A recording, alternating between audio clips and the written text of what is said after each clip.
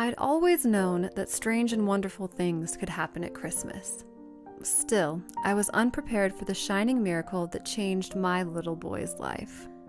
I grew up believing that Christmas was a time when wise and royal visitors came riding, when at midnight the barnyard animals talked to one another, and in the light of a fabulous star, God came down to us as a little child. Christmas to me has always been a time of enchantment, and never more so than the year that my son Marty was 8. That was the same year that my 3 children and I had moved into a cozy new trailer home in a forested area just outside of Redmond, Washington. As the holiday approached, our spirits were light, not to be dampened even by the winter rains that swept down to douse our home and make our floors muddy. Throughout that December, Marty had been the most spirited and busiest of us all. He was my youngest, a cheerful boy, blonde-haired and playful, with a quaint habit of looking up at you and cocking his head like a puppy when you talked to him. Actually, the reason for this was that Marty was deaf in his left ear, but it was a condition that he never complained about. For weeks, I'd been watching Marty. I knew that something was going on with him and that he was not telling me about it. I saw how eagerly he made his bed, took out the trash, and carefully set the table and helped Rick and Pam prepare dinner before I got home from work. I saw how he silently collected his tiny allowance and tucked it away, spending not a cent of it. I had no idea what all this quiet activity was about, but I suspected that somehow it had something to do with Kenny. Kenny was Marty's friend, and ever since they'd found each other in the springtime, they were seldom apart. If you called one, you got them both. Their world was in the meadow, a horse pasture broken by a small winding stream, where the boys caught frogs and snakes, where they'd search for arrowheads or hidden treasure, or where they'd spend an afternoon feeding peanuts to the squirrels. Times were hard for our little family, and we had to do some scrimping to get by. But Kenny's family was desperately poor, and his mother was having a real struggle feeding and clothing her 2 children. They were a good, solid family, but Kenny's mom was a proud woman, very proud, and she had strict rules. How we worked as we did each year to make our home festive for the holiday. Our Christmas gifts were handcrafted and hidden away, and ornaments were strung about the place.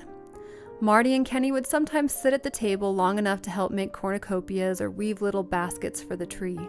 But then, in a flash, one would whisper to the other, and they would be out the door and into the horse pasture, or sliding cautiously under the electric fence that separated our home from Kenny's.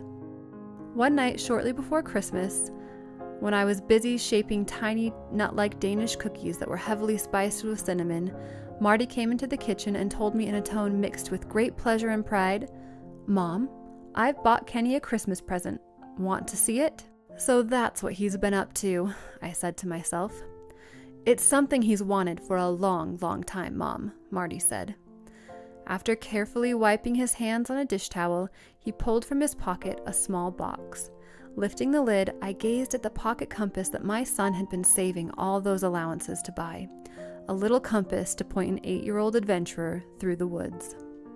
"It's a lovely gift, Martin," I said, but even as I spoke, a disturbing thought came to mind.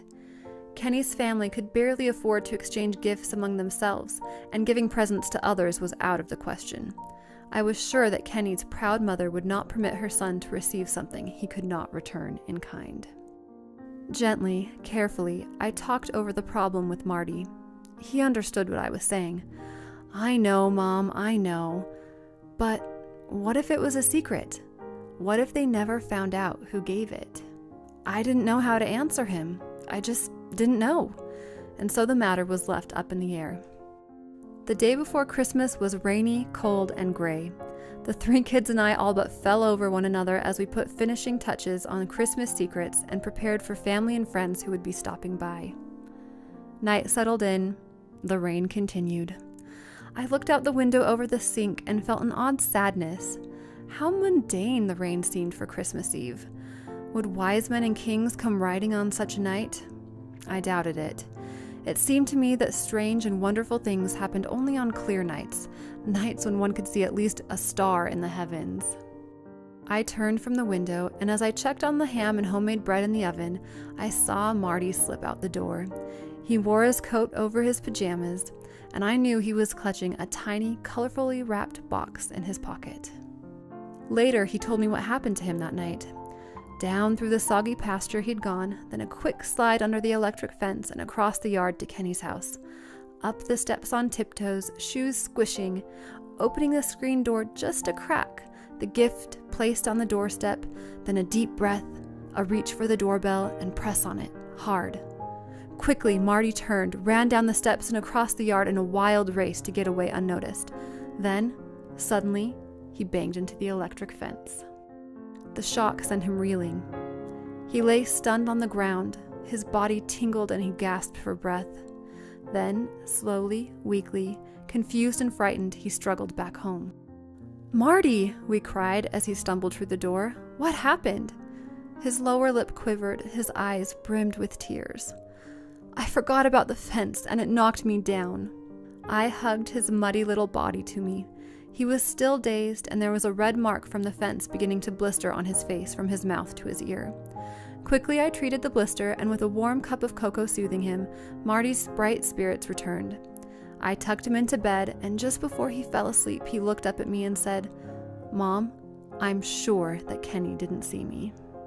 That Christmas Eve, I went unhappy and puzzled.